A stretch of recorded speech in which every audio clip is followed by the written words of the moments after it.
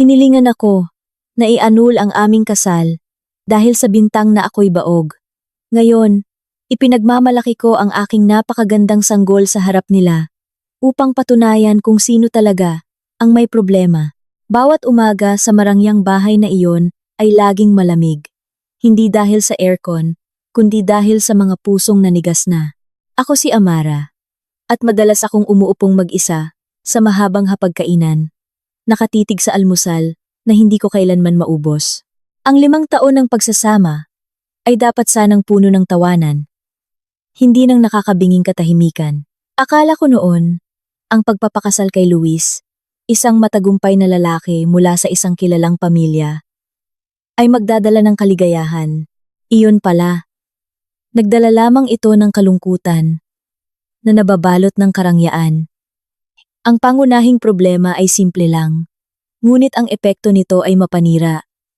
Wala pa kaming anak, at sa mata ni Senyora Elvira, ang biyenan ko, iyon ang pinakamalaking kasalanan na hindi mapapatawad. Si Senyora Elvira ay isang socialite na tinitingnan ang pagkakaroon ng tagapagmana bilang pinakamahalagang yaman, na parang stock sa isang kumpanya. Isipin ninyo, ako ang nag-iisang manugang na inaasahang magbibigay agad ng magpapatuloy sa yaman at pangalan ng pamilya Reyes. Ngunit ang katotohanan, hindi ako nagbubuntis. Ang panggigipit ay hindi dumarating sa anyo ng sigaw, kundi sa mga tingin, at pasaring na mas masakit pa. May espesyal na kakayahan si Senyora Elvira sa mga parinig na parang dahan-dahang tinutusok ng mapurol na karayom, hindi dumudugo. Pero matagal ang sakit. Sa mga hapunan ng pamilya, ang sitwasyon ay nagiging parang isang korte. Magsisimula si Senyora Elvira sa pagtatanong tungkol sa negosyo ni Luis, at pagkatapos ay dahan-dahang ibabaling ang atensyon sa akin. Amara, nasubukan mo na bang uminom nitong pinakuluang dahon? Sabi ng kapitbahay ko. Mabisa raw yan, para maging masagana. Ngumingiti siya ng napakatamis, ngunit ang kanyang mga mata ay nagpapahiwatig ng peking awa at pangungutya. Ang magagawa ko lang ay yumuko, paglaruan ng pagkain sa aking plato, at magpanggap na abala sa patatas na nasa harap ko. Si Luis, ang asawa kong dapat sana'y tagapagtanggol ko, ay laging pinipiling maging isang tahimik na rebulto. Magiging abala siya sa paghiwa ng kanyang karne, o paminsan-minsan ay uubo. Para bang ang usapan ay walang kinalaman sa kanya. Ang kanyang pananahimik, sumpaman, ay ang pinakamapait na pagtataksil. Alam kong para sa kanya, mas mahalaga ang pasayahin ang kanyang ina kaysa protektahan ang damdamin ng kanyang asawa. Mabilis na lumipas ang unang taon ng aming kasal, at ang mga parinig ay kaya ko pang tiisin. Sinubukan kong intindihin. Marahil ay sabik na sabik lang si Senyora Elvira na magkaroon ng apo. Sa 2 taon, ang mga parinig ay naging matatalim na tanong na tumatama sa aking pagkababae. Ang kalikasan ng babae ay ang manganak. Amara, kung hindi mo kaya, paano na? Hija, kawawa naman si Luis. Ang kanyang mga ari-arian ay nanganganib na walang magmamana, sabi minsan ni Senyora Elvira sa harap ng maraming kamag-anak sa isang pagtitipon. Ang mga luhang pinigilan ko sa banyo matapos iyon ay napakainit. Pakiramdam ko, isa akong ganap na bigo. Hindi naman ako nanatiling walang ginagawa. Pilit kong sinubukan ang lahat ng payo at mga walang kwentang pamahiin na narinig ko. Mula sa mapapait na pinakuluang ugat at dahon na bigay ng albularyo, tradisyonal na hilot na nag-iwan ng mga pasa sa aking likod, hanggang sa pagkonsulta sa pinakamagagaling na OBGYN sa lungsod.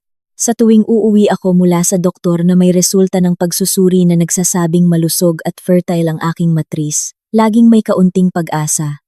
Ngunit ang pag-asang iyon ay laging sinusundan ng isang malaking tanong na nakabitin sa hangin. Kung malusog ako, bakit hindi ako mabuntis? Minsan, sinubukan kong ibahagi ang aking hinala kay Luis. Dahan-dahan akong nakiusap na sana'y sumama siya sa akin upang magpasuri rin. Isang gabi, habang nakahiga kami sa aming napakalaki at malungkot na silid, bumulong ako. Mahal, nagpasuri na ako. Maganda ang resulta. Paano kaya kung magpasuri tayong dalawa? Para malaman natin ang kabuuang kondisyon natin. Kung may problema man, mas mabilis nating malulunasan. Ang reaksyon ni Luis noon ay parang isang maliit na pagsabog sa gitna ng gabi. Bigla siyang bumangon at tinitigan ako ng nanlilisik na mga mata. Nababaliw ka na ba? Pinagdududahan mo ba ang pagkalalaki ko? Malinaw na ikaw ang may problema. 5 taon na, Amara, at hindi ka pa rin buntis. Kahit sinong doktor sabihin na malusog ka, ano ang katotohanan? Hindi mo ako mabigyan ng anak. Huwag ka nang maghanap ng dahilan. Amara, sinigawan niya ako ng pabulong. Natatakot na marinig ni Senyora Elvira sa kabilang kwarto. Pagkatapos noon, natulog siyang nakatalikod sa akin. Lumilikha ng isang malamig na bangin na imposibleng tawirin. Mula ng insidenteng iyon, hindi na ako naglakas loob, nabuksan pa ang usapin tungkol sa pagpapasuri. Nilunok ko ng buo ang lahat ng hinala na marahil nga, wala sa akin ang problema. Ngunit sino ang maniniwala sa isang manugang na binansagang baog kumpara sa nag-iisang minamahal na anak ng isang kilalang pamilya? Alam kong ang pagtatanggol kay Luis ang prioridad ni Senyora Elvira, kahit na kailangan pang isakripisyo ang katotohanan. At saka, anong may problema sa isang matagumpay at gwapong lalaki tulad ni Luis? Iyon marahil ang nasa isip ni Senyora Elvira. Ang relasyon namin ni Luis ay unti-unting naging ugnayan ng 2 taong nagsasama lang sa isang silid, hindi na mag-asawa. Lagi na siyang umuuwi ng gabi. Na ang dahilan ay abala sa pag-aasikaso ng kanyang mga investment at startup na di umano'y palago ng palago, ngunit alam kong isa lang itong dahilan para iwasan ang katahimikan ng bahay at ang mga mapagpanggap na tingin mula sa akin. O mas malala pa, iwasan ang tungkulin na maaaring magpatunay sa aking mga hinala. Ang aking pagdurusa ay umabot sa sukdulan sa ika-50 anibersaryo ng kasal ni na Senyora Elvira at Senyor Reyes. Bagamat may sakit na at madalas nakaratay si Senyor Reyes, lahat ng mahahalagang kamag-anak at kasamahan ay nagtipon. Umakyat si Senyora Elvira sa entablado upang magbigay ng talumpati at sa gitna ng mga papuri tungkol sa pagkakasundo ng pamilya. Sinamantala niya ang pagkakataong sulyapan ako ng may kahabagan. Kami ay masaya, napakasaya. Ang tanging hiling na lang namin na magkaroon ng apo ay hindi pa natutupad. Kawawa naman ang anak naming si Luis. Nagtatrabaho ng husto araw at gabi, ngunit wala pa ring tagapagmana. Siguro may problema sa binhi. Sa binhing pinapataba. Siyempre, ang isang pangungusap na iyon, sa binhing pinapataba, ay sapat na para manghina ako. Alam kong naintindihan ng lahat ng tao sa silid na iyon, na ako ang tinutukoy niya, ang aking di umano'y kawalan ng kakayahan. Noong gabing iyon, pakiramdam ko ay dumi akong nakadikit sa kanilang mga sapatos. Ang aking pagkatao ay ganap na niyurakan sa harap ng publiko. Tahimik akong umiyak sa buong biyahe pa uwi. Si Luis ay nanatiling tahimik, abala sa kanyang cellphone. Sa silid, sinubukan kong makipag-usap ng masinsinan. Ngunit ito'y walang saysay. Mahal, hindi ko na kaya. Minamaliit nila ako. Pinaratangan akong baog sa harap ng lahat. Sabi ko ng mahina. Bumuhos ang luha sa aking mukha. Si Luis ay huminga lang ng malalim. At padabog na inilapag ang kanyang cellphone. Oh, sige. Anong magagawa natin, Amara? Iyon ang katotohanan, di ba? Wala pa tayong anak. Gusto lang ni Mama kung ano ang pinakamabuti para sa akin. Magtiis ka na lang. Magtiis hanggang kailan, mahal. Hanggang sa mamatay ako sa hiya. Naglakas loob akong itaas. Nang kaunti ang aking boses. Tinititigan ang kanyang mga matang walang laman. Bakit hindi mo ako kailanman ipinagtanggol? Bakit ayaw mong magpasuri, mahal? Sigurado akong may itinatago ka sa akin. Napatawa ng bahagya si Luis. Isang tawa na tumusok hanggang sa kaibuturan ng aking puso. Sinabi ko na sa'yo, huwag kang magbaliw-baliwan. Huwag mong sirain ang pangalan ko at ng pamilya. Abala ako. Amara, kung talagang hindi mo na kaya, edi hanapin mo ang sarili mong paraan para makaalis. Huwag mo nang dagdagan ang problema sa buhay ko. Ang huling pangungusap ni Luis. Hanapin mo ang sarili mong paraan para makaalis. Ang huling malakas na hampas na nagpabagsak sa aking mga panlaban. Napagtanto ko na ang lalaking nasa harap ko ay hindi na ang asawang minahal ko, kundi isang duwag na handang isakripisyo ako para sa kanyang ego at sa kaginhawaan ng kanyang ina. Alam ko na sa sandaling iyon, oras na para umalis. Hindi dahil ako'y baog, kundi dahil pagod na akong tratuhin na parang sirang gamit. Ang desisyon na maghiwalay ay hindi na mahirap para sa akin. Ako ang nagsampa ng petisyon para sa annulment na ikinagulat ni Senyora Elvira at inakusahan pa akong nag-iinarte. Ngunit buo na ang aking pasya. Dahil sa yaman at koneksyon ng pamilya Reyes, gumamit sila ng malaking pera upang pabilisin ang proseso ng annulment. Sa korte, si Luis ay tahimik lang, mukhang nakahinga ng maluwag, na tila gusto na rin niya akong mawala sa buhay niya. Tinitigan ako ni Senyora Elvira na may tagumpay sa kanyang mga mata, para siyang nanalo sa loto, na ang premyo ay ang kanyang nag-iisang anak. Umalis ka na, Amara. Sana lumigaya ka, kahit imposible, dahil baog ka. Bulong sa akin ni Senyora Elvira.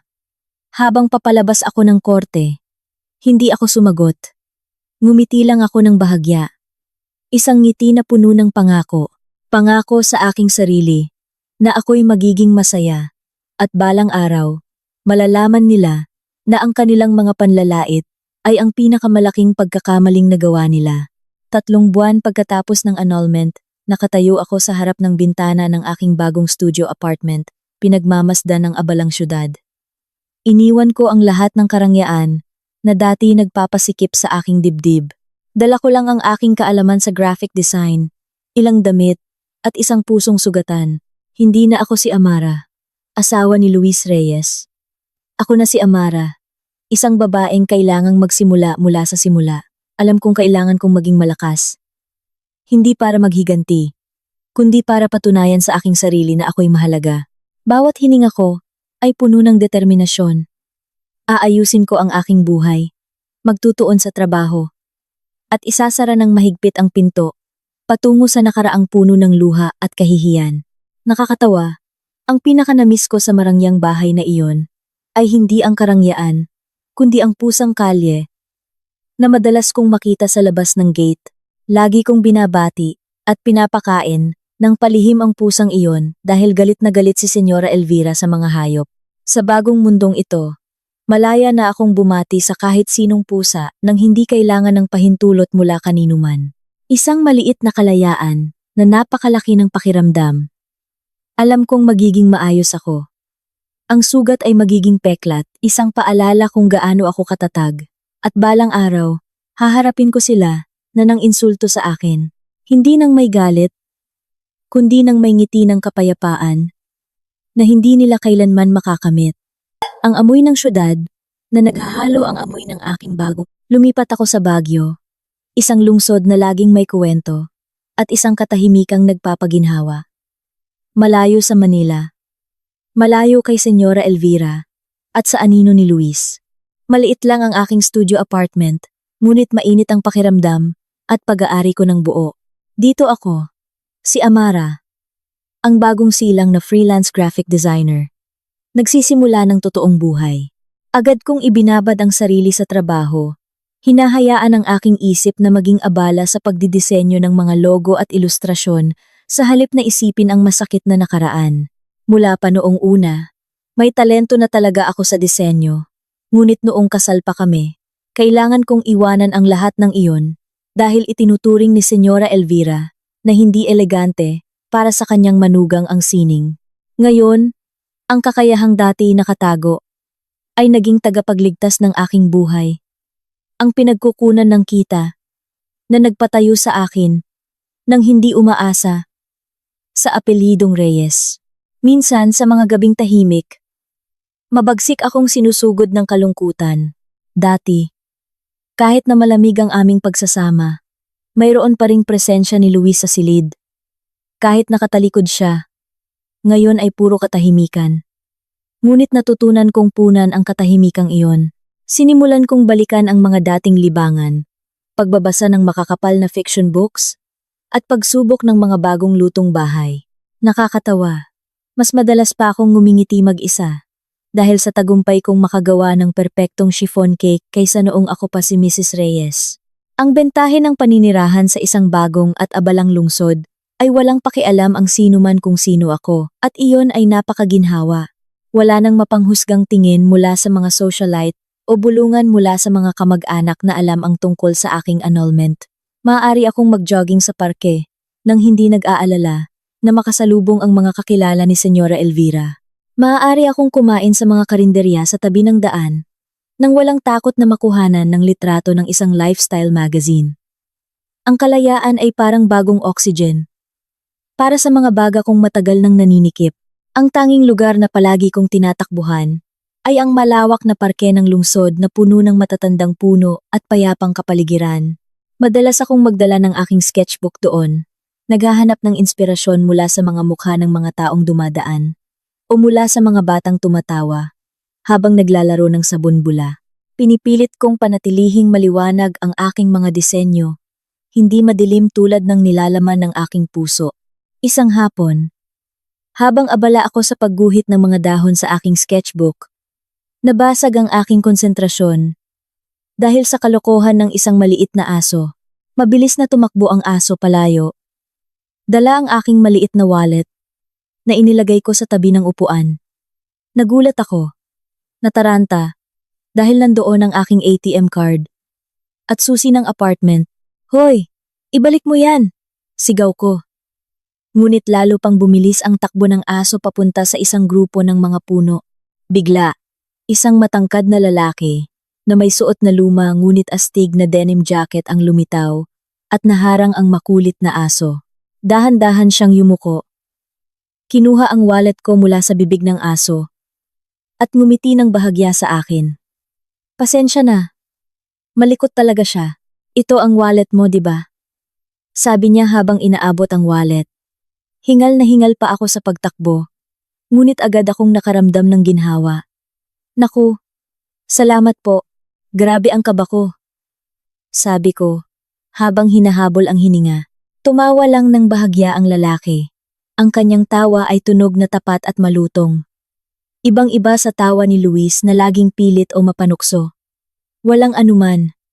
Ako si Mateo, at siya si Rocky, ang asong ligaw na tagapagligtas. Biro niya. Si Mateo ay isang batang arkitekto na may awtoridad ngunit may relax na aura. Parang isang street painter. Medyo mahaba ang buhok niya, nakasuklay pa atras, at ang kanyang mga mata ay matalim ngunit nakakakalma. Napansin ko ang kanyang mga kamay. Malalakas at malalaki ngunit mukhang malambot habang hinahaplos ang ulo ni Rocky. Nakasuot siya ng mga lumang bota na may putik na parang kagagaling lang sa isang construction site. Nag-usap kami ng maikli. Lumalabas na mayroon siyang proyekto sa pag-redesign ng isang parke malapit doon. "Mukhang abala ka sa pagguhit ng mga seryosong bagay tanong ni Mateo. Sumulyap sa aking sketchbook. Ipinaliwanag ko na isa akong graphic designer. Tuwang-tuwa siya. Nagkaroon pa kami ng maikling diskusyon tungkol sa komposisyon ng kulay para sa kanyang disenyo na hango sa kapaligiran ng parke. Ang aming pag-uusap ay dumaloy ng natural. Walang pilitan. Walang kailangang pag-usapan ang tungkol sa background ng pamilya o tagumpay sa pananalapi. Mula sa kakaibang pagkikita na iyon sa asong magnanakaw ng wallet, madalas na kaming nagkakasalubong ni Mateo sa parke. Minsan, habang pinagmamasdan niya ang mga detalye ng isang lumang gusali, minsan naman ay habang naghahanap ako ng ideya sa ilalim ng isang puno ng banyan. Madalas kaming magkasama, hindi bilang magkasintahan, kundi bilang dalawang taong matatanda na nakahanap ng kaginhawaan sa parehong panlasa at katapatan sa pakikipag-usap. Si Mateo ay isang pambihirang tagapakinig. Hindi niya kailanman pinuputol ang aking sinasabi at palagi siyang nagbibigay ng matalinong tugon. Sa harap niya, Nararamdaman kong maaari akong maging ako. Si Amara na mahilig magbiro, hindi ang matigas na manugang na kailangang mag-ingat sa imahe ng isang malaking pamilya.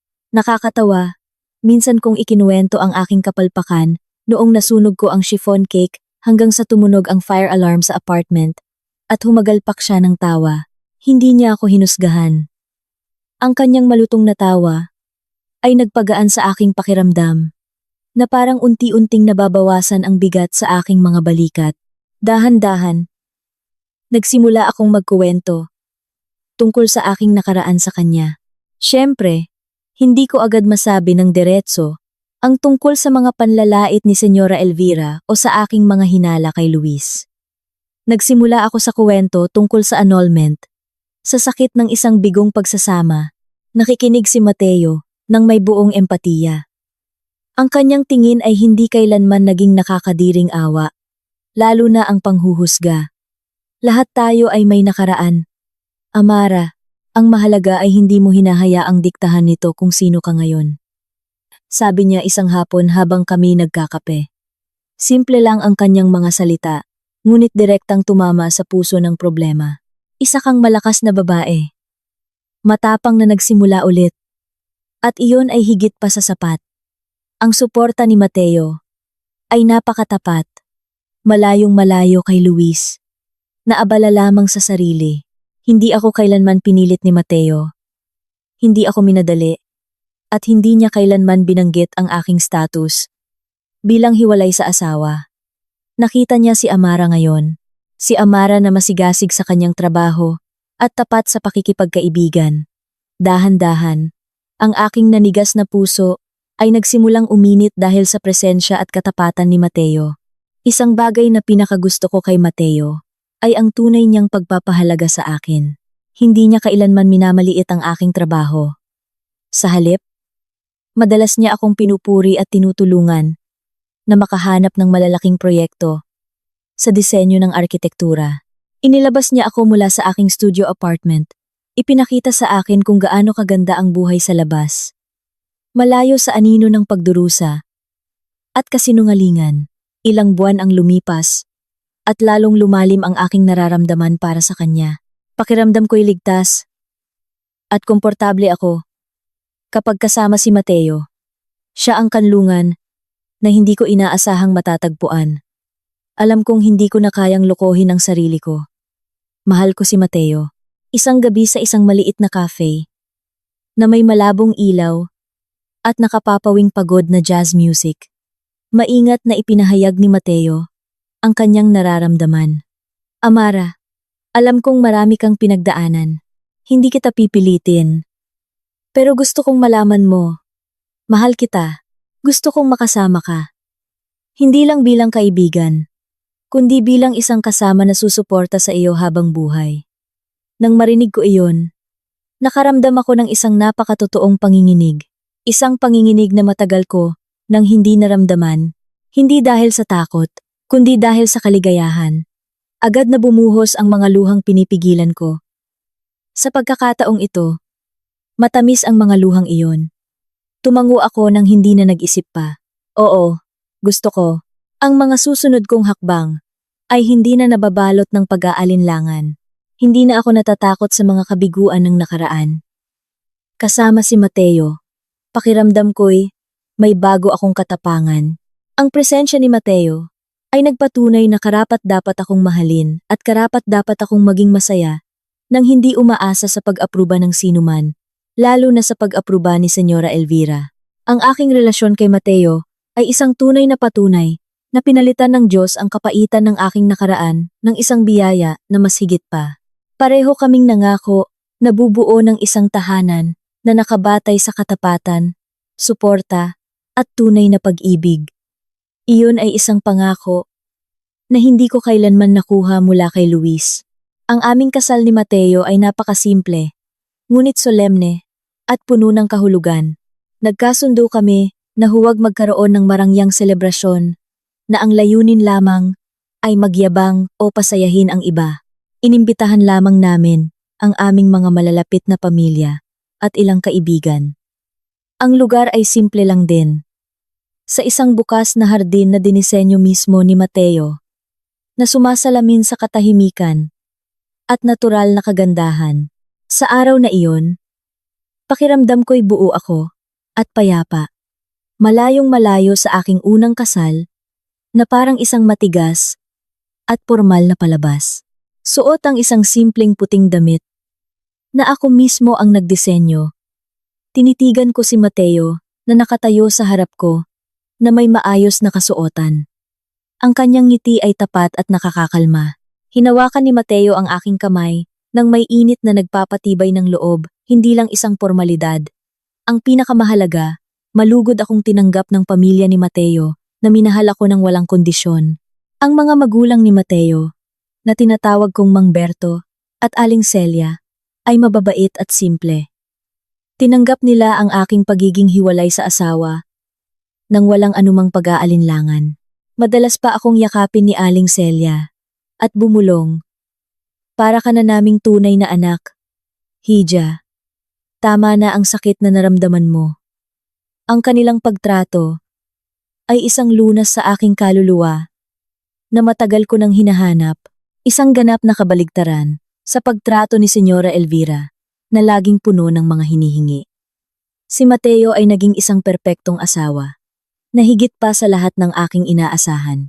Siya ay isang lalaki na laging nagpapahalaga sa aking espasyo at trabaho. Hindi niya ako kailanman hiniling na iwanan ang aking propesyon bilang graphic designer. Sa halip, ipinagmamalaki niya at madalas na ipinapakita ang aking mga gawa sa kanyang mga kaibigan. Madalas kaming magbahagi ng mga ideya tungkol sa kanyang mga proyekto sa disenyo at palagi niyang pinakikinggan ang aking opinyon ng seryoso. Ang bahay na aming tinitirhan ay isang maliit at komportableng townhouse. Dinisenyo na may artistikong ugnay na Tatak Mateo. Bawat sulok ng bahay ay buhay at puno ng kwento. Hindi ito kasing rangya ng bahay ni Luis. Ngunit sa loob nito ay may tawanan, katapatan, at amoy ng mga pagkaing madalas naming lutuin. Nang magkasama, pagka-uwi mula sa trabaho, agad na ilalapag ni Mateo ang kanyang bag at tutulungan ako sa kusina o simpleng magbabahagi ng mga kwento tungkol sa aming araw. Pagkatapos ng ilang buwan ng pagiging kasal, bagamat napakasaya na ng aming buhay, may isang bagay na patuloy na bumabagabag sa aking puso, ang pagnanais na patunayan ang aking sarili ng lubusan. Alam kong hindi ko kailangang patunayan ang anumang bagay kina Senyora Elvira at Luis. Ngunit gusto kong patunayan sa aking sarili at kay Mateo na kaya ko talagang magkaanak. Gusto kong makita ang ngiti ni Mateo bilang isang ama. Isang gabi, habang nagpapahinga kami sa sofa, naglakas loob akong buksan ang seryosong usapan. Mahal, malambing kong tawag. Isinasandal ang aking ulo sa kanyang balikat. Gusto kong subukan natin ang fertility program. Gusto kong magkaanak sa'yo. Tumingin si Mateo. Dahan-dahang hinaplos ang aking buhok at ngumiti ng tapat. Siyempre, mahal, kung iyan ang gusto mo, handa ako. Pero tandaan mo, gagawin natin ito nang walang pressure ha? Kung sakaling hindi pa ipahintulot ng Diyos, hindi nito babaguhin ang nararamdaman ko para sa'yo. Ikaw, at ang iyong kaligayahan, ang pinakamahalaga para sa akin. Ang mga nakapapawing pagod na salita ni Mateo ay agad na nag-alis ng mga natitirang takot at pangamba na matagal ko nang kinikimkim. Tunay nga, siya ay isang taong napakalayo kay Luis na laging ginagawang sandata ang isyu ng anak upang sisihin ako. Si Mateo naman ay ginawa itong isang pangako at paglalakbay na haharapin naming magkasama. Kinabukasan, agad na nag-schedule si Mateo ng konsultasyon sa isang senior na OB-GYN, isang kasamahan sa trabaho sa isang malaking ospital. Ang kanyang pagiging proaktibo ay nagparamdam sa akin na lubos akong sinusuportahan. Sabi ni Mateo, magpapasuri tayo ng magkasama. Amara, hindi lang ikaw, dahil ang pagkakaroon ng anak ay responsibilidad nating dalawa, hindi lang ng babae. Sumailalim ako sa isang serye ng mga pagsusuri na may kaba sa dibdib. May kaunting takot, Takot na baka totoo ang hatol ni Senyora Elvira noon. Ngunit sa tuwing darating ang agam-agam na iyon, laging hinahawakan ni Mateo ang aking kamay at sinisigurado sa akin na anuman ang resulta, ay hindi magbabago ang kanilang pag-ibig. Isang linggo ang lumipas. Bumalik kami sa klinika para kunin ang resulta.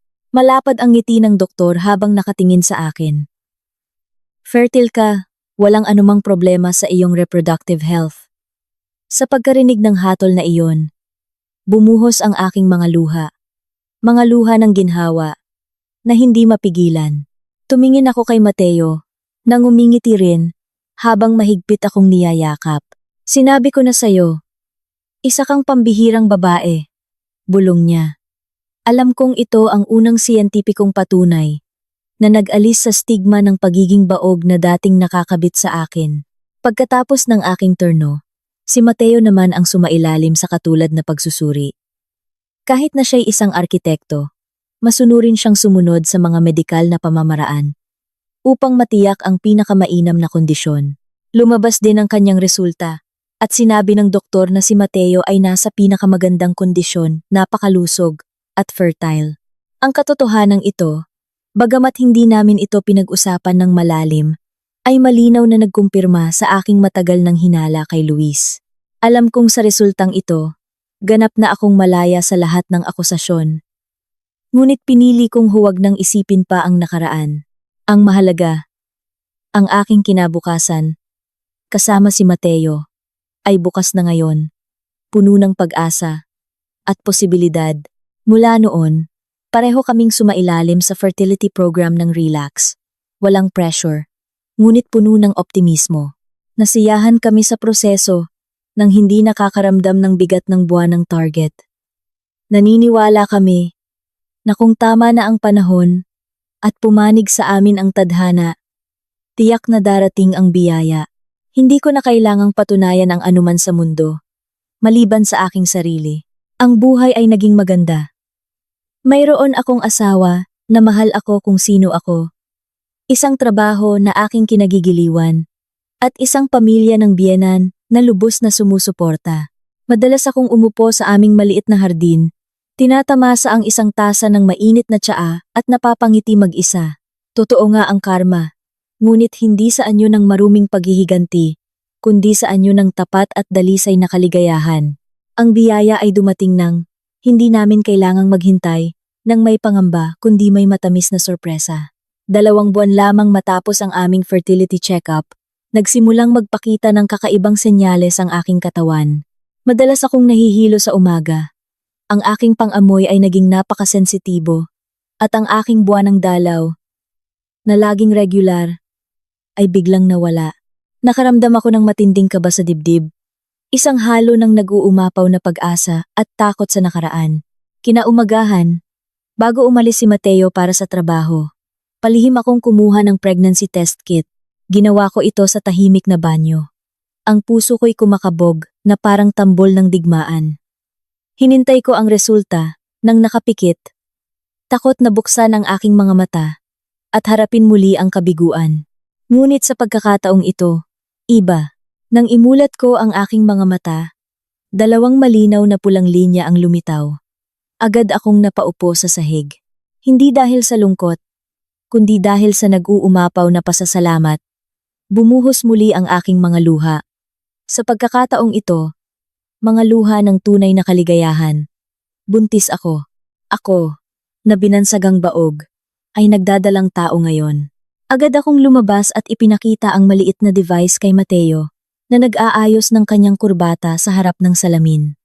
Agad na nagbago ang mukha ni Mateo. Mula sa seryosong ekspresyon ay naging purong pagkagulat, at sa sumunod na segundo, isang malawak na ngiti ang namutawi sa kanyang mga labi. Agad niya akong niyakap ng mahigpit, binuhat, at pinaikot-ikot sa tuwa. Mahal, Diyos ko, magkaka-baby na tayo, magkaka-baby na tayo, sigaw niya. Puno ng emosyon ang kanyang boses. Ang kanyang kurbata ay tabingi na, at wala siyang pakialam. Mula noon, naging napaka-protective ni Mateo. Marahil ay sobra pa. Bilang isang arkitekto na madalas sa pisikal na trabaho, Bigla siyang naging napakaingat sa mga detalye ng aking nutrisyon at iskedul ng pahinga. Kinakansela niya ang mahahalagang pagpupulong sa construction site para lang samahan ako sa mga regular na check-up. Palagi niya akong pinapaalalahanan na huwag magbuhat ng mabibigat. Kahit na isang maliit na supot lang ng pinamili, ang kanyang atensyon ay nagparamdam sa akin na ako'y minamahal at pinapahalagahan. Sa bahay, ang ihip ng hangin ay ganap na nagbago, puno ng pananabik at tawanan. Nagsimula si Mateo na magplano ng disenyo para sa silid ng sanggol na may pambihirang detalye. Nagsimula na rin siyang maghanap ng mga libro tungkol sa pagiging isang bagong magulang. Nakakatawa. Si Mateo, na dati walang pakialam sa maliliit na bagay, ay nakakagugol na ngayon ng ilang oras sa pagpili ng pinakaligtas na kulay ng pintura para sa dingding ng silid ng sanggol. Ang makita ang kanyang biglaang pagbabago mula sa isang seryosong arkitekto patungo sa isang nag-aalala, ngunit sabik na magiging ama, ay nagpapatawa sa akin nang walang tigil. Ang pamilya ni Mateo ay labis ding natuwa sa balitang ito. Madalas akong tawagan ni Aling Celia, nagbibigay ng mga tip tungkol sa pagbubuntis at nagpapadala ng masusustansyang pagkain. Tunay nilang pinaramdam sa akin na ako'y isang napakahalagang bahagi ng pamilya. Ligtas ang aking pakiramdam. Wala nang agam-agam sa mga hinihingi. Tanging pagmamahal at suporta lamang. Ang pagbubuntis na ito ay parang isang himala, isang panahon, naganap na naiiba sa aking unang pag-aasawa. Dati, bawat buwan ay isang siklo ng pag-asa at kabiguan. Ngayon, bawat araw ay isang himala na lumalaki sa loob ng aking sinapupunan. Naramdaman kong ako'y isang buong babae. Hindi dahil buntis ako, kundi dahil ako'y minamahal at pinapahalagahan ng buo ng aking kapareha. Ang 9 na buwan ng paghihintay ay sa wakas ay umabot sa sukdulan, isang magandang umaga. Naramdaman ko ang unang paghilab at si Mateo, na laging handa, ay agad akong dinala sa ospital. Sa delivery room, si Mateo ay nakatayo sa tabi ko, mahigpit na hawak ang aking kamay. Siya ang naging haligi ng aking lakas. Nagpapakalma at nagpapalakas ng loob sa gitna ng sakit. At pagkatapos, narinig ang unang iyak. Isang iyak na nagpabago ng aking mundo, magpakailanman. Isang maliit na sanggol na babae, na may malinis na balat at makapal na itim na buhok ang isinilang sa mundo. Agad na napaiyak si Mateo sa tuwa. Hinalikan ang aking noo at bumulong. Ang galing mo. Mahal. Salamat. Nang ilagay ng nurse ang sanggol sa aking dibdib, naramdaman ko ang isang di masukat na pagmamahal. Ang lambot ng kanyang balat, ang kakaibang amoy ng sanggol, at ang kanyang mga matang naghahanap ng kanlungan.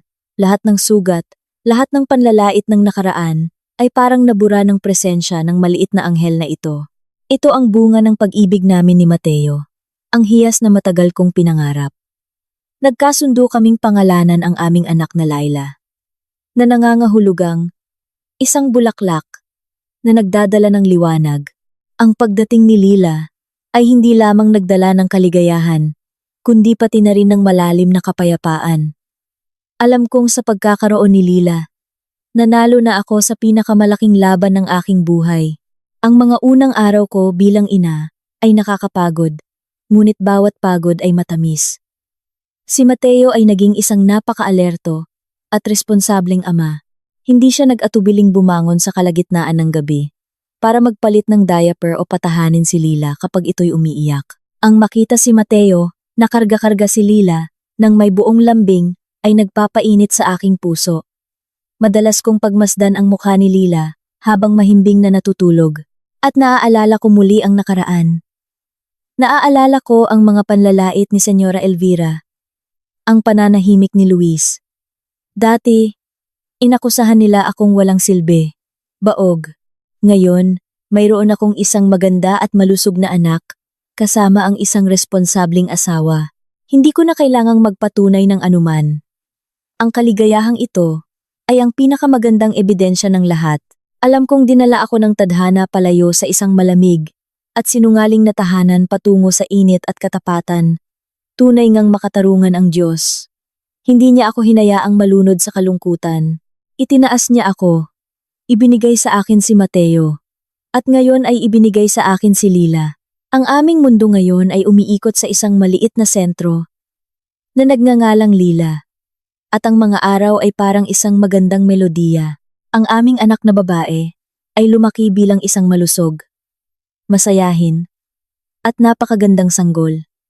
Ang kanyang mukha ay perpektong pinaghalong katahimikan ni Mateo. At ng aking ngiti na mas madalas na ngayong lumalabas. Pakiramdam ko'y isa na akong ganap na babae, puno ng walang kondisyong pagmamahal mula sa aking asawa at anak. Madalas kong isipin na marahil ito ang tadhana na kailangan kong pagdaanan, isang mahabang pagdurusa, upang makamit ang isang mas tunay na kaligayahan. Bagamat ganap ko ng pinutol ang lahat ng komunikasyon sa aking nakaraan. Minsan ang tadhana ay may sariling paraan upang hanapin ka. Alam kong maliit lang ang mundo ng mga social circle sa Manila. Kahit na lumipat na ako sa Baguio, ang balita tungkol sa aking bagong kasal at buhay ay tiyak na kumalat. Kahit na malabo, sigurado akong narinig ni na Senyora Elvira at Luis ang mga chismis. Kahit gaano kaliit, hindi ko kailanman sinubukang alamin ang tungkol sa kanila.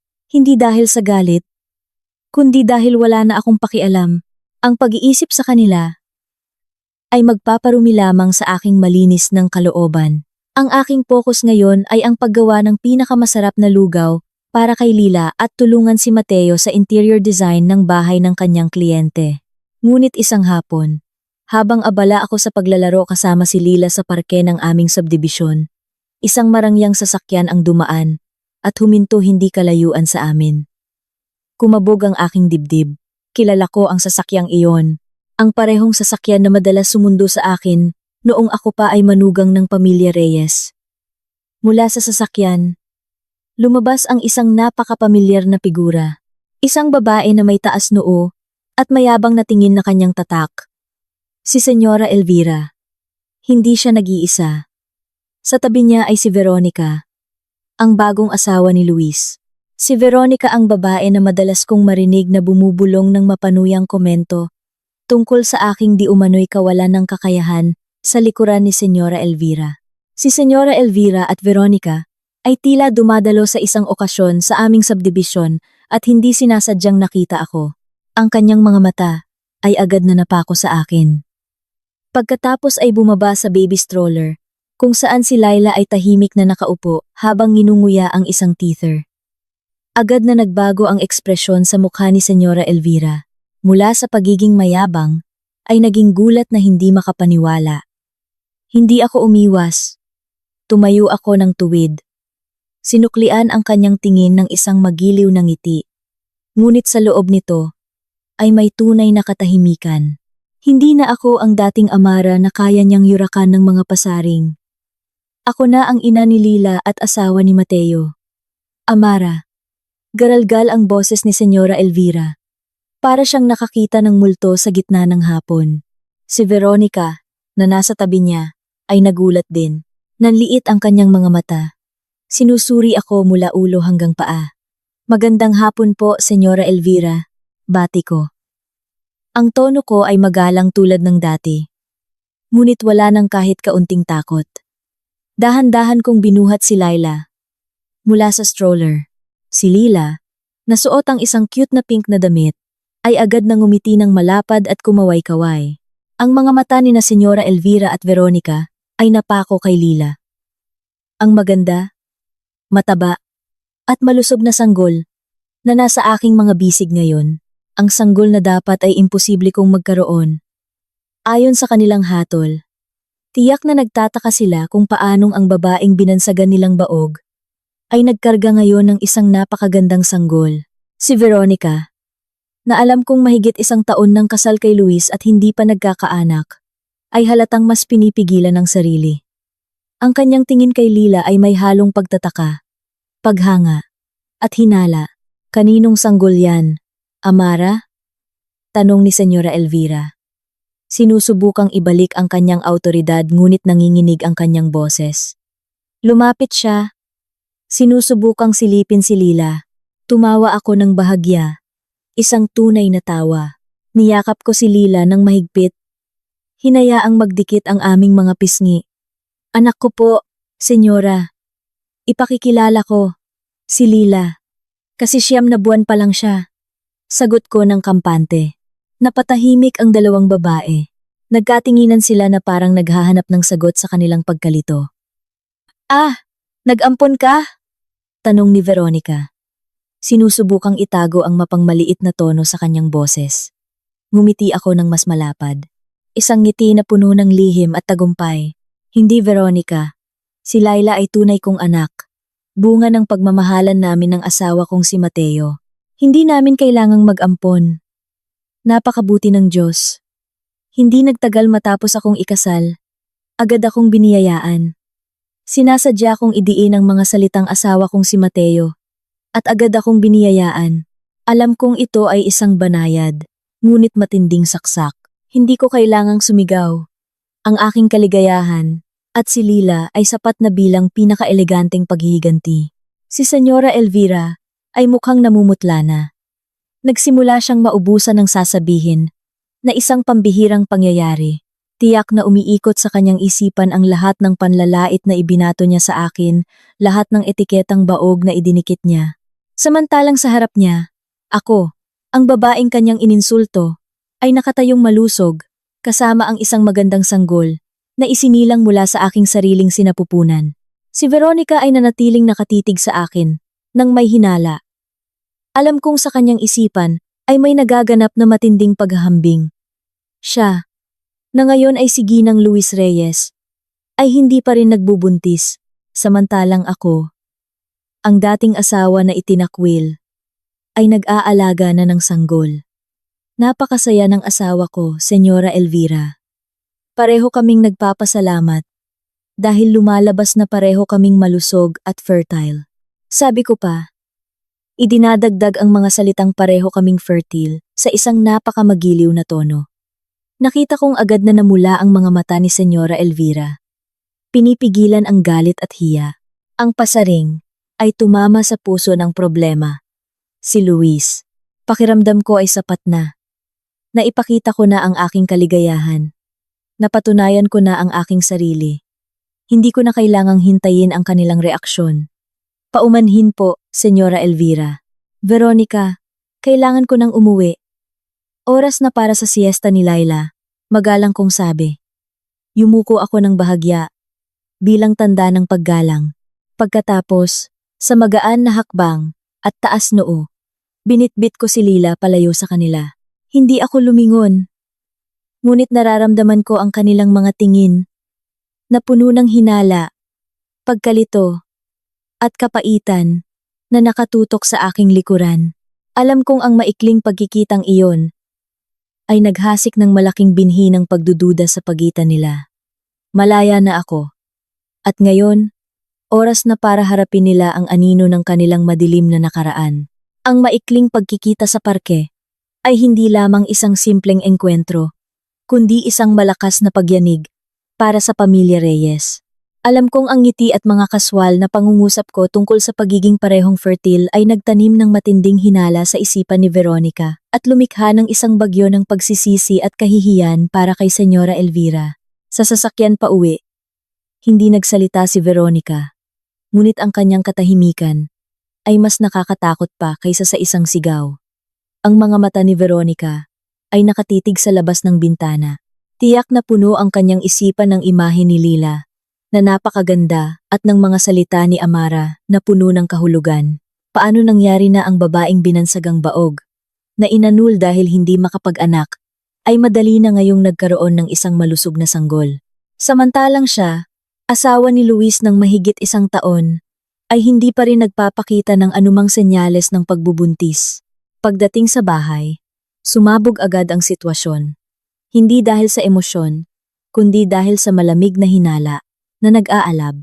Si Luis, nakararating lang mula sa opisina, ay nagtaka nang makita si Senyora Elvira na nakaupo sa sofa, na maputla at si Veronica, na tensyonado sa may pinto ng kanilang silid. Mahal, gusto kong mag-usap, sabi ni Veronica.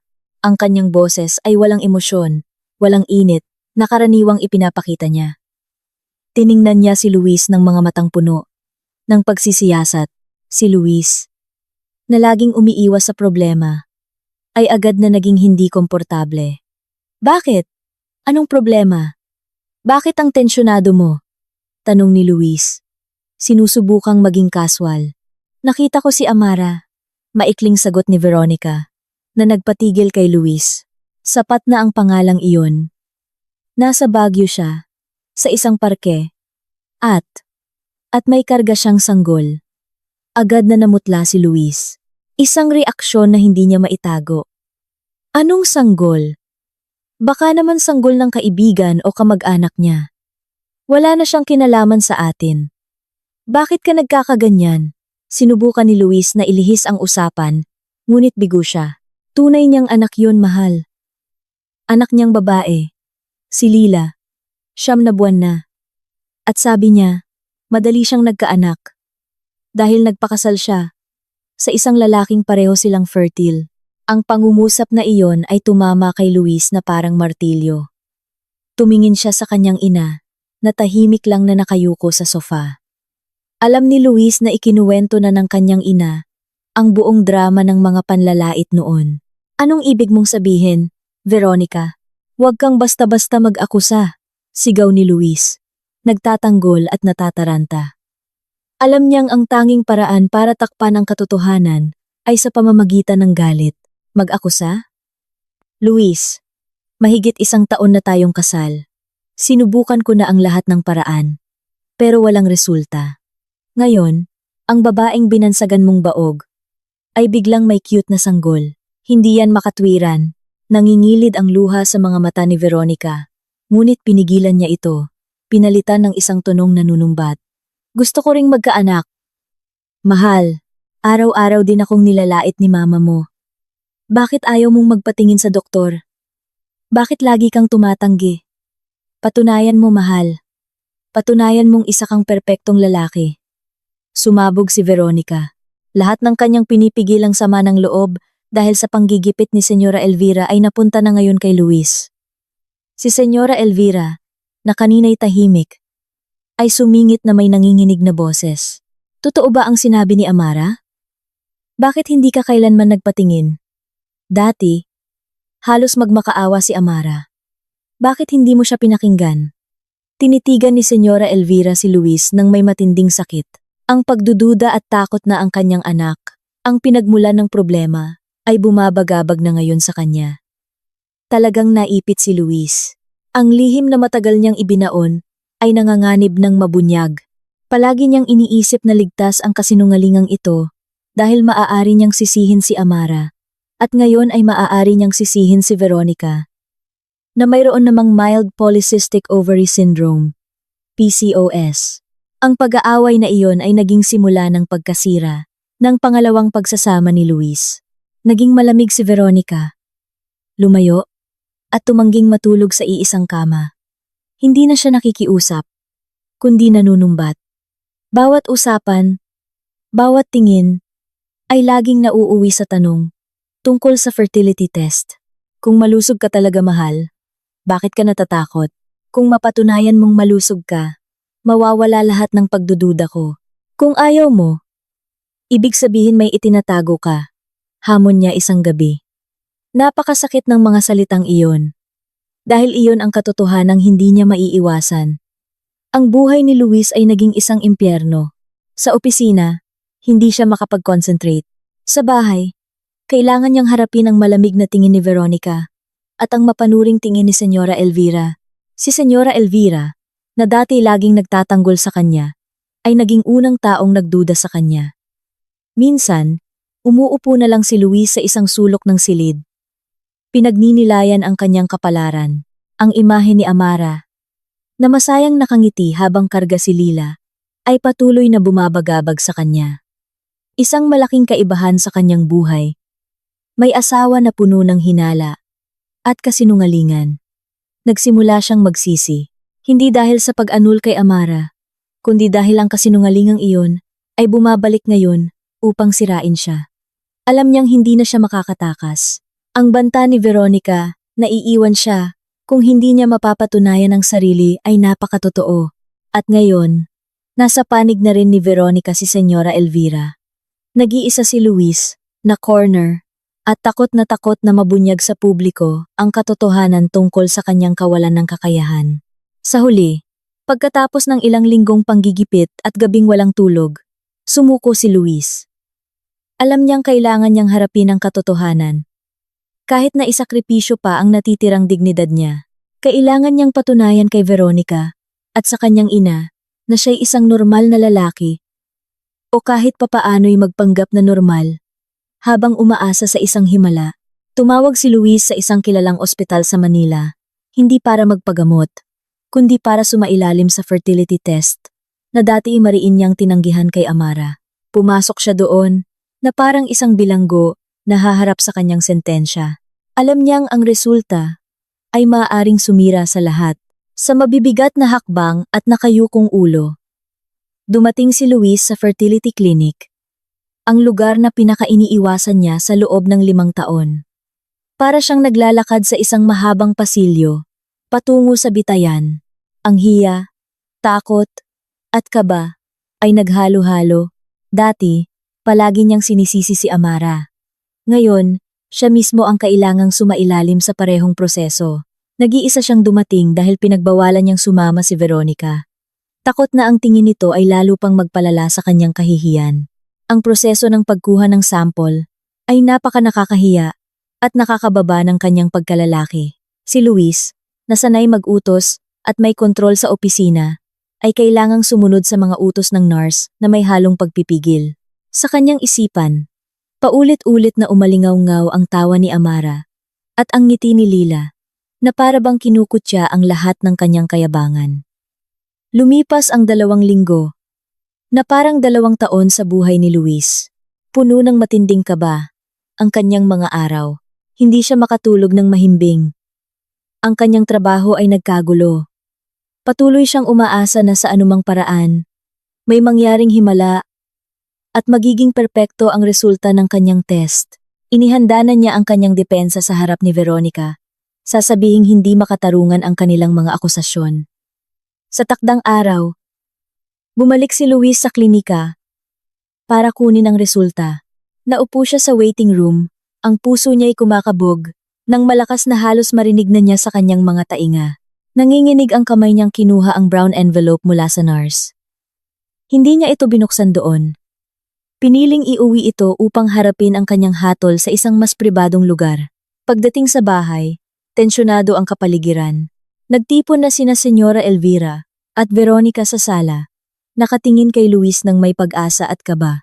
Nakita nila ang maputlang mukha ni Luis at ang brown envelope sa kanyang kamay na para bang may bigat ng 1,000 tonelada. "Kumusta, mahal? Anong sabi ng doktor?" tanong ni Veronica, hindi makapaghintay. Nanatiling tahimik si Luis sa sofa. Mahigpit na hawak ang envelope. "Pagod ako. Gusto ko munang magpahinga." Iwas ni Luis. Sinusubukang ipagpaliban ang kinatatakutang sandali. "Hindi. Mahal, masyado na kaming matagal na naghintay. Buksan mo na yan ngayon." Giit ni Veronica. Ang tono niya'y matigas at nanunumbat. Tumango si Senyora Elvira. Ang kanyang tingin ay mapilit. Sa isang malalim na hininga, sumuko si Luis. Dahan-dahan niyang binuksan ang envelope. Tiningnan niya ang mga komplikadong medical terms hanggang sa maabot niya ang conclusion sa ibaba. Agad na nanghina ang kanyang katawan, na parang nawala ang lahat ng kanyang buto. Inagaw ni Veronica, na hindi na makapaghintay, ang papel mula sa kamay ni Luis. Sinuri niya ang mga salita, at sa wakas, ay nabasa ang pangungusap na sumira sa lahat ng kanyang pag-asa. Matinding oligospermia. Nanginginig na binasa ni Veronica ang resulta. Hindi niya naiintindihan ang mga medical terms, ngunit naiintindihan niya ang conclusion sa ibaba. Napakababa ng bilang ng sperm cells at hindi gumagalaw. Napakahirap, kung hindi man imposible, na magkaanak ng natural. Agad na tumahimik ang silid, isang katahimikang nakakabingi. Yumuko si Luis. Umiiyak ng walang tunog. Ang mga luha ng pagsisisi At hiya ay bumasa sa kanyang mamahaling pantalon. Hindi na siya makapagtago. Tinitigan ulit ni Veronica ang papel. Pagkatapos ay si Luis, at pagkatapos ay si Senyora Elvira.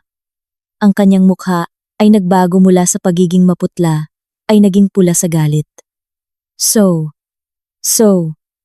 alam mo pala to, mahal? Tanong niya.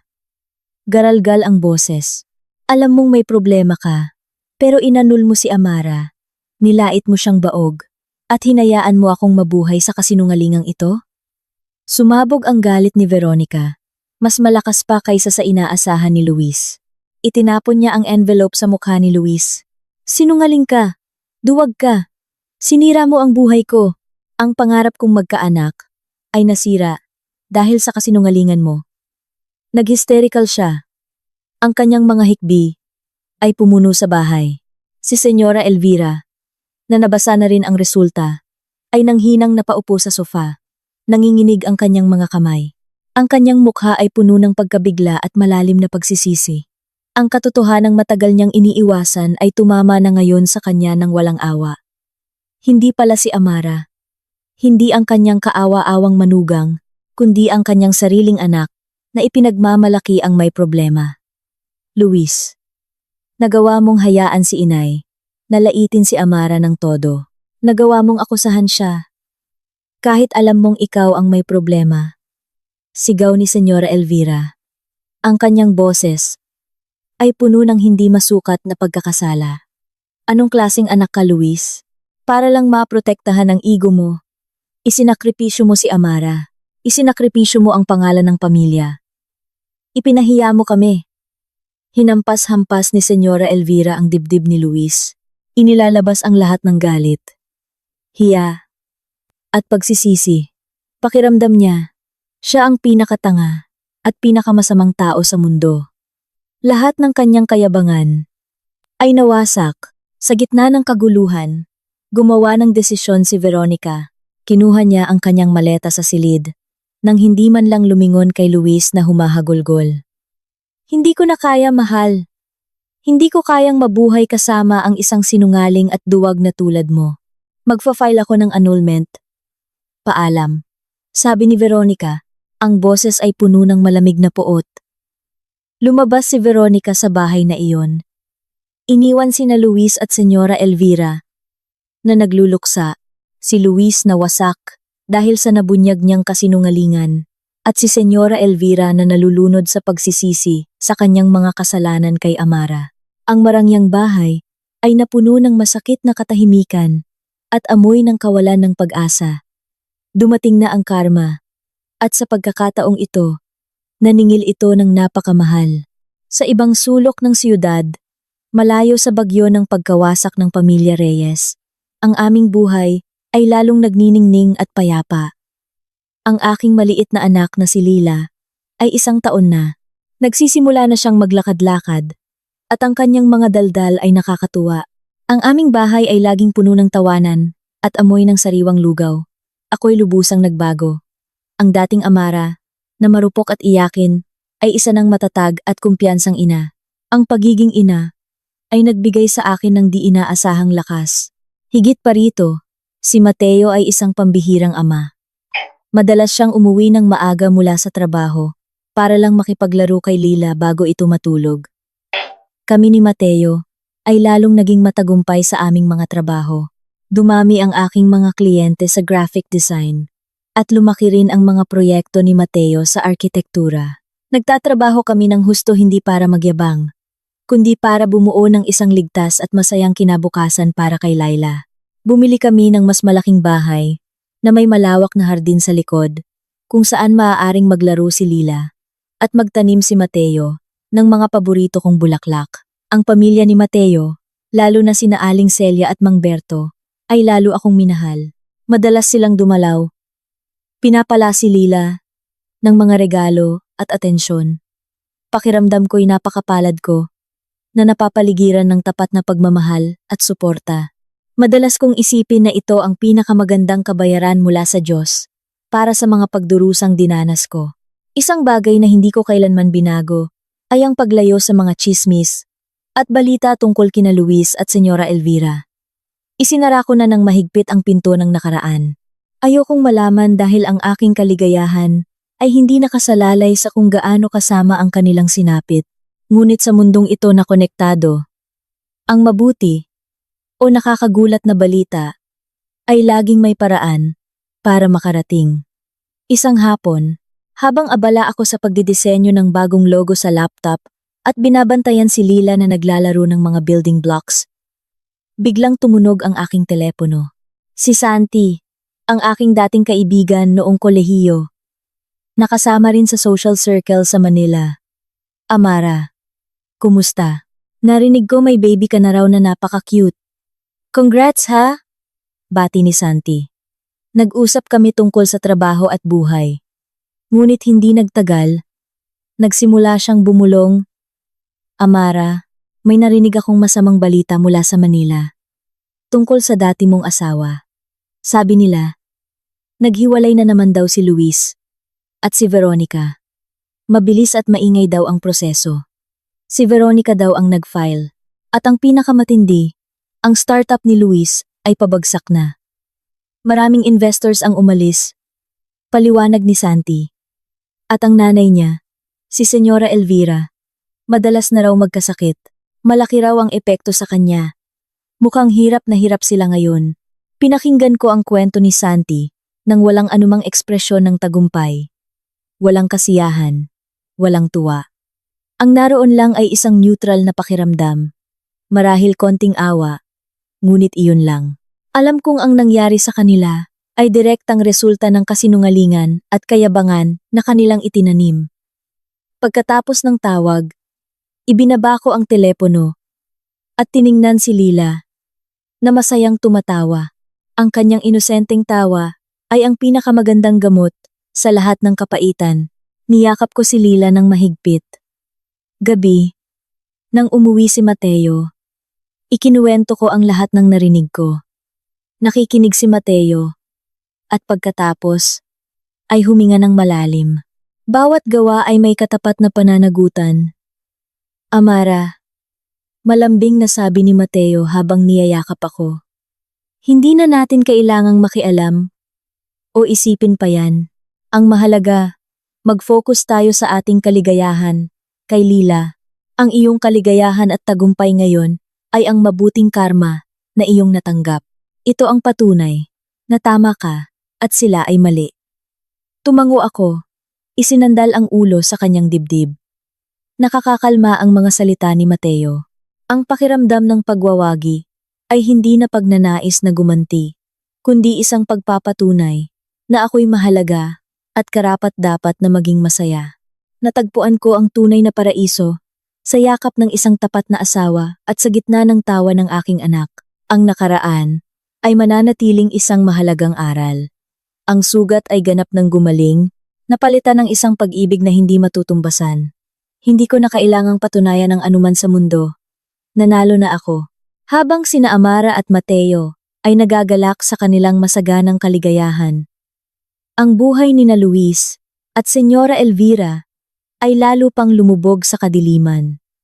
Ang desisyon ni Veronica na i-annul si Luis ay isang malaking dagok. Sina Luis at Senyora Elvira ay nabubuhay na ngayon sa isang walang katapusang siklo ng pagsisisi at depresyon. Inani nila ang bunga ng mga binhing kanilang itinanim. Ang oras ay hindi lamang naghilom sa mga sugat, kundi nagpatubo rin ng kaligayahan na doble pa. 3 taon na ang lumipas mula sa maikling pagkikita, na yumanig kina Senyora Elvira at Veronica. Si Lila, ang aking munting anak, ay isa ng matalino at masiglang bata. Siya ang sentro ng aming mundo. Ang aming walang katapusang pinagmumulan ng tawa at sigla. Kami ni Mateo ay namumuhay nang may pasasalamat at pagmamahalan, nagtutulungan sa trabaho at sa pagpapalaki kay Lila. Natagpuan ko ang tunay na tagumpay sa kapayapaan ng kaluluwa at init ng pamilya.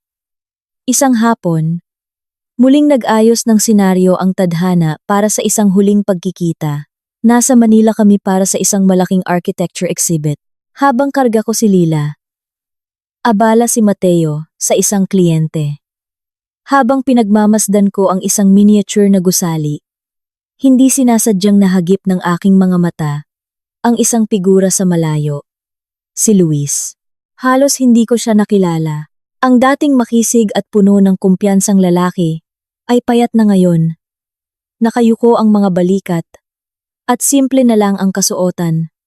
Walang buhay at pagod ang kanyang mga mata. Tila nawala na ang lahat ng kanyang sigla. Biglang nag-angat ng tingin si Luis at nagtagpo ang aming mga mata. May isang mahabang katahimikan. Nagbago ang ekspresyon ni Luis mula sa kawalan tungo sa pagkagulat na sinundan ng isang hindi maitagong kahihiyan. Hindi ako umiwas. Nanatili akong tuwid. Si Lila, nakarga ko, ay lumingon at ngumiti ng malapad kay Luis. Isang inosenteng ngiti ng isang bata. Matagal na tinitigan ni Luis si Lila. Ang kanyang tingin ay puno ng sakit, pagsisisi, at marahil kaunting paghanga. Tinitigan niya ang anak ko, na dapat sana'y anak niya, ang buhay na patunay, na hindi ako baog, at na ang kanyang kasinungalingan, ang sumira sa aming dalawa. Pagkatapos, bumaling ang kanyang tingin sa akin, hindi ko na kailangang magsalita, sapat na ang aking tingin. Para ipaliwanag ang lahat, hindi ako galit, hindi naghihiganti. Ipinakita ko lang ang katahimikan at tunay na kaligayahan. Ipinakita kong naka-move on na ako, at mas mabuti na ngayon, sinubukan ni Luis na lumapit, para bang may gustong sabihin. Marahil isang huling-huli ng paghingi ng tawad. Ngunit bago pa siya makahakbang, lumapit si Mateo sa tabi ko. Inakbayan ako, nang may init habang nakangiti kay Luis. Sandali lang. Amara, kailangan kong bumalik sa kliyente. Nagiging mainipin na yata si Laila. Malambing na sabi ni Mateo, hindi lubos na nalalaman kung sino ang lalaking nasa harap namin. Nakita ni Luis ang aming interaksyon. Nakita niya kung paano ako yakapin ni Mateo, kung paano niya mahalin si Lila. Nakita niya ang imahe ng isang responsableng ama at asawa na hindi niya nagampanan para sa akin. Ang presensya ni Mateo, ang kanyang mainit na ngiti at komportableng yakap ay naging isang hindi nakikitang pader na imposible nang malampasan ni Luis. Agad na namutla si Luis. Napagtanto niyang wala na siyang lugar sa bago kong buhay. Ngumiti ako ng bahagya kay Luis. Iyon ay hindi ngiti ng pagyayabang, kundi ng kapayapaan mula sa isang pusong buo na. Iyon na ang aming huling pamamaalam. Nandyan na, sagot ko kay Mateo. Pagkatapos, huminga ako ng malalim. Tumalikod, at naglakad palayo. Hawak ang kamay ni Mateo, habang hinahalikan ang tuktok ng ulo ni Lila. Hindi ako lumingon. Sa labas ng gusali, sa ilalim ng maliwanag na langit, nagyakapan kami ni Mateo. Bakit tahimik ka kanina, mahal? Tanong niya. Ngumiti lang ako at sumandal sa kanyang dibdib. Wala nang kailangang sabihin pa. Mahal, tapos na ang lahat. Ganap na akong malaya, bulong ko. Tiningnan ko si Lila, na masayang tumatawa ngayon. Hawak ang isang maliit na bulaklak na kapipitas lang ni Mateo. Hindi ko na kailangang magpatunay ng anuman sa mundo. Ang pamilyang ito, ang aking pinakamatamis na tagumpay. Isang biyayang nagpapatunay. Nakarapat dapat akong tumanggap ng tunay na pag-ibig. Ang nakaraan ay isang aral. Ang kasalukuyan ay kaligayahan. At ang hinaharap ay sa amin. Wala nang lugar para sa kapaitan. Tanging pag-ibig at walang katapusang pasasalamat na lamang.